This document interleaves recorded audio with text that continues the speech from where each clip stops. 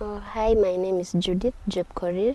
I'm a student at JKUAT Karen campus. I'm in fourth year and I came to know about CRU through our lecturer.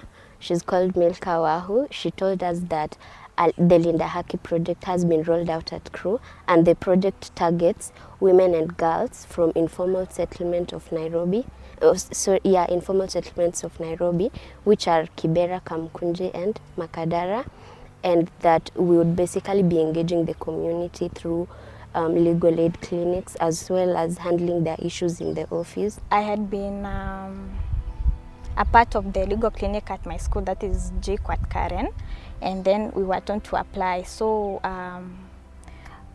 the lecturer who is in charge informed us that we were going to be helping women, especially those who have gone through sexual and gender-based violence.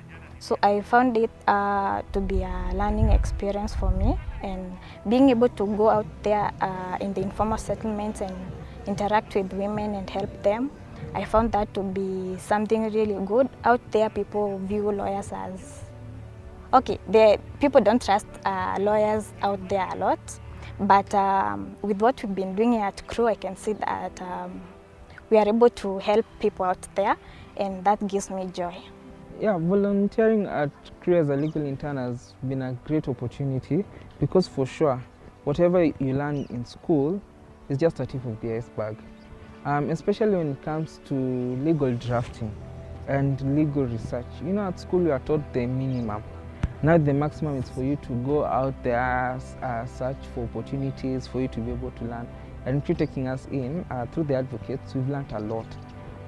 First of all, drafting legal pleadings. Most of us, or I, was not mostly aware of some legal pleadings that we had to draft. We are like hoping to go to Kenya School of Law. When you go to Kenya School of Law, you are being told, if you don't know this, then what are you doing during your undergrad? So this is an opportunity that I can say that I've made use of, because learning like what I've said, legal drafting, legal research, and also there's an opportunity that we had to carry out a debate, but it's okay because at that time we would have assessed self-confidence in court, trying to assess our abilities to talk in court, but it's okay.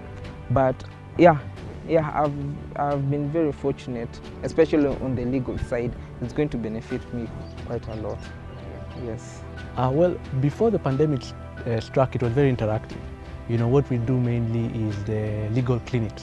We go to, places like Kibera, Jericho, Makongeni, Bama Estate, and, we'd go there and we'd set up camp, and then we'd invite people to come with legal issues, with problems, gender-based violence, rape, tremendous issues in our community, and because of that, we'd go there and we'd actually get these people, and they'd come and they'd tell us very sad stories, and we try and help them, give them legal advice, where it was needed, we'd offer them counseling, and yeah. So it was very interactive, We actually used to interact with people. But ever since COVID struck, a lot of the legal clinics took a halt because, of course, the precautions that we had to take.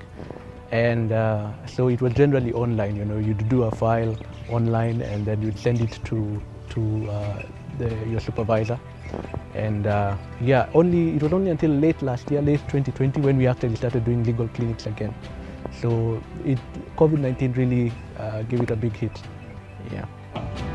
Tuko na kesi imekusumbua miaka nenda miaka rudi.